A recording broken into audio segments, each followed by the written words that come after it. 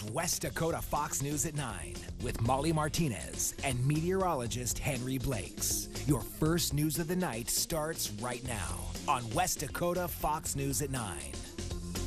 Good evening, I'm Molly Martinez. A few hours ago, 19-year-old Nicholas Cruz, the teen accused of gunning down dozens at a Florida high school, made his first court appearance.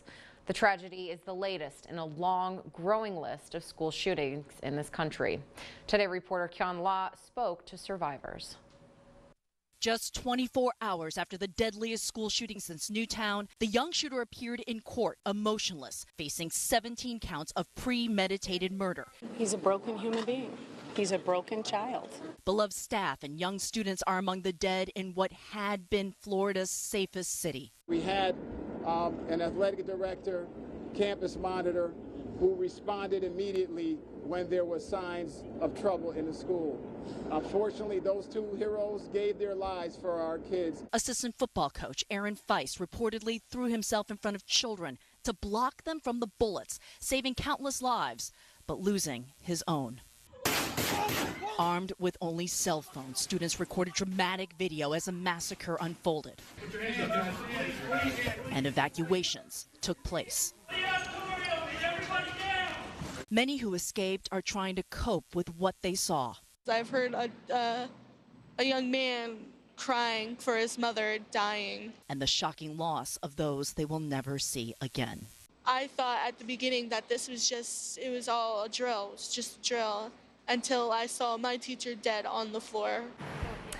A Florida white supremacist group says they have ties to the 19-year-old shooter. A spokesman for the group told the Anti-Defamation League that Nicholas Cruz participated in at least one training exercise.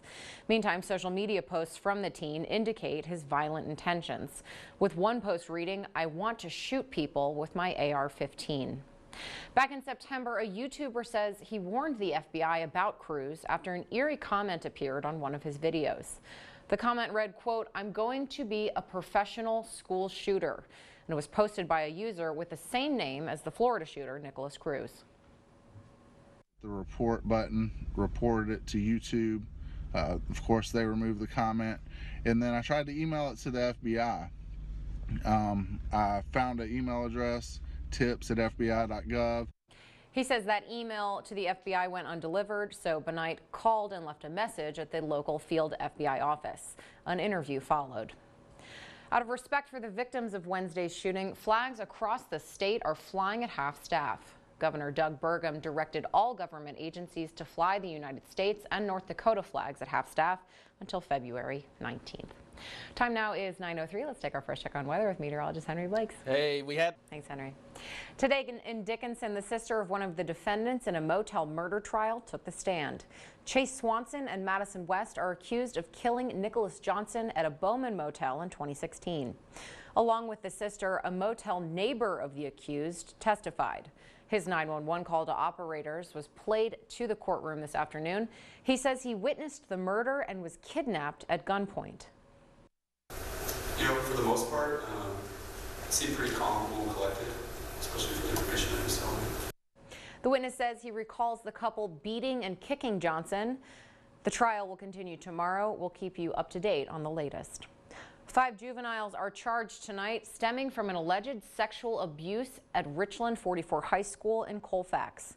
Investigators are looking into something called the rape game, in which older boys at the school would allegedly lure younger boys into the locker room and sexually assault them. According to the sheriff's office, the teens face 13 counts of hazing, 11 counts of sexual assault, 9 counts of felonious assault, and 1 count of terrorizing. An Underwood man who successfully appealed his rape sentence has been given a lighter sentence. Bradley Blotsky was sentenced yesterday to 8 years in prison. He was originally sentenced to 20.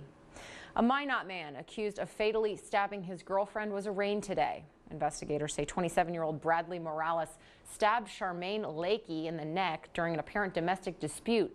Lakey died a few days later at the hospital. Morales could face life in prison if convicted. A Newtown man will serve 3 years and 8 months in prison for setting fire to a crowded residence in June. Judge Daniel Hovland sentenced 24-year-old Charles Smith Sr. today on an arson charge. Investigators say Smith admitted to setting fire to some garbage near the home while drunk. He said it was after a fight with a homeowner. No one was hurt. A passerby put out the blaze. We want to give you an update about a fight that broke out at Kirkwood Mall back in December. Bismarck police say Anton Corley faces $500 in fines stemming from the incident. Police say 20 people were involved in the fight, but Corley was the only one arrested. He is charged with disorderly conduct and marijuana possession. Representative Kevin Cramer will hold a rally tomorrow where he is expected to announce his run for U.S. Senate. We learned about the event this morning from Cramer's political page. On Tuesday, former ND GOP chairman Gary Emeneth dropped out of the race for Heidi Heitkamp's seat, citing the likelihood that Cramer would run. Yesterday, Cramer confirmed Oklahoma oil man Harold Hamm would chair his finance committee should he decide to run.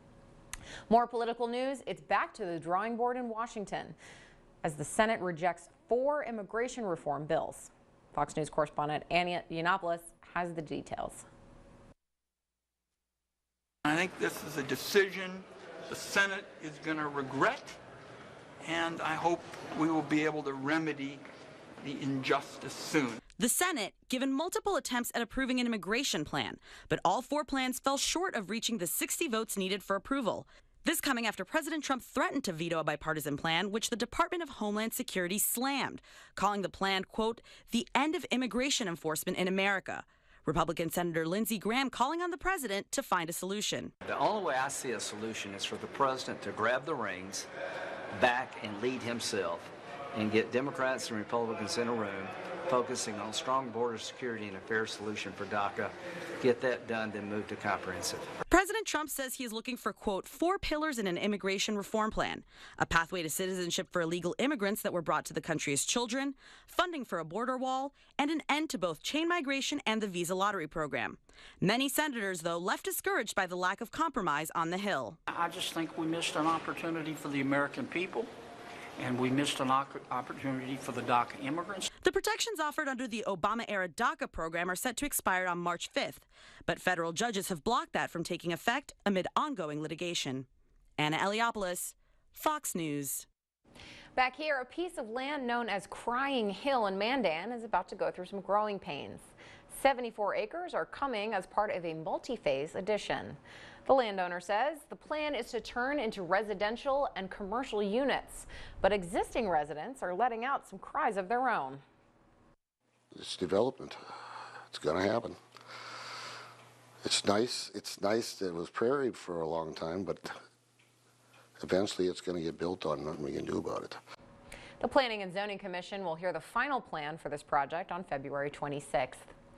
Hotel traffic has died down significantly in Minot since the oil boom ended. As a result, the Vegas motel will close their doors on February 26th after 14 years of service. The general manager says workers who want to remain in the hotel industry will be reassigned, but not all is lost. Seven's restaurant inside the motel will remain open. We have a full-time maintenance man that will be remaining with the building, and he will be ensuring that everything is taken care of and kept going, and that deterioration and decay does not set in. The Village Family Service Center is looking to help North Dakotans grow their families through adoption.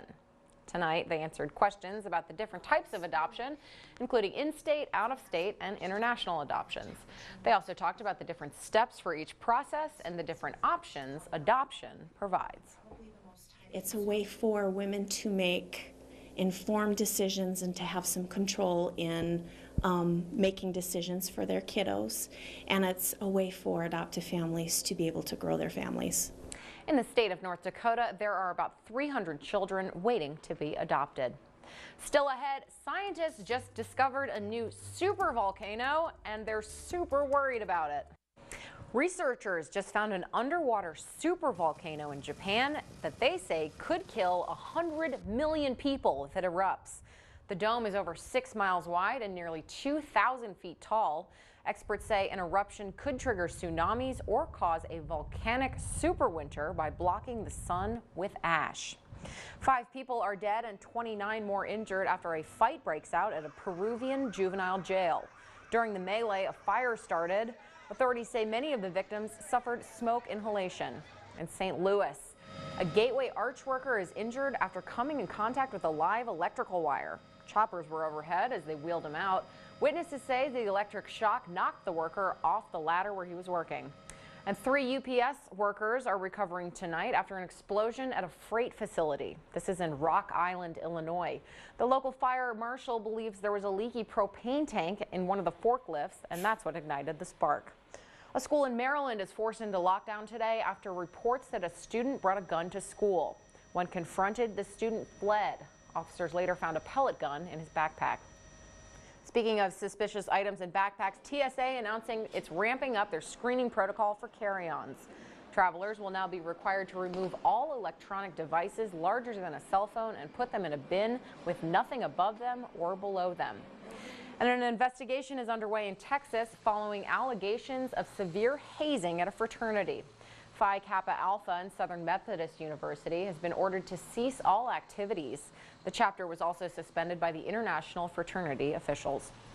A hospital employee in Madison, Wisconsin is suspended tonight after several newborns sustained mysterious injuries. The hospital official reportedly contacted police to report their injuries last week and are actively cooperating with the investigation. It is unclear what the suspected employee's role was at the hospital.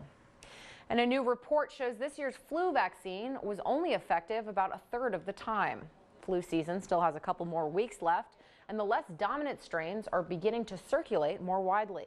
CDC officials are still pushing the season vaccine as the best option to protect against the disease. Also in health news, the European CDC says the amount of measles cases throughout the continent tripled last year. There were over 14,000 reported cases, and 87% who caught the disease were not vaccinated. According to the FDA, there could be a new way to test for concussions. The test will detect 2 proteins in the brain that typically leak into your bloodstream following head trauma. If patients test positive, they will need to undergo a CT scan to confirm the results. Traumatic brain injuries affect an estimated 10 million people across the globe. In business news, Verizon is cracking down on theft by locking phones it sells to customers. The cell phone company will unlock the phones right after the customer activates service. In the spring, phones will be locked for a certain amount of time following purchase. Time now to unlock our forecast with meteorologist Henry Blakes. Yeah, we're going to be warmer than we were today. Well, you might be surprised to learn that a better Netflix connection could make better farmers in North Dakota. The Trump administration is making grants and loans available to upgrade broadband coverage in rural America. John Sowling has the story. In entertainment news, we're getting our first look at the reunion of the Incredible Family, and one comedian is laughing her way down the altar. Fox's Adam Housley has these stories and more in Hollywood Nation. Out of South Korea, the U.S. women's hockey face off against their rivals to the north. The Canadians ended up winning 2-1 today, but both teams will advance to the semifinals. 2 players from the U.S. team are from right here in North Dakota. And Henry, with the report you're about to give us, it looks like they're going to be coming home to ice rinks everywhere. Yeah, that's the way things are looking. In the morning, we are starting out our Friday in the single digits, southwest and west wind around 10 to 15 miles per hour for your Friday. Mostly to partly sunny, but the second half of the day, we could see a few snow showers popping up in Montana and then around the Williston area. We're up into the 20s once again for Saturday, getting colder once again for Sunday. Better chances of snow the second half of the weekend. Then we're back into the single digits to start the next work week. All right, thank you, Henry, and we'll see you tomorrow.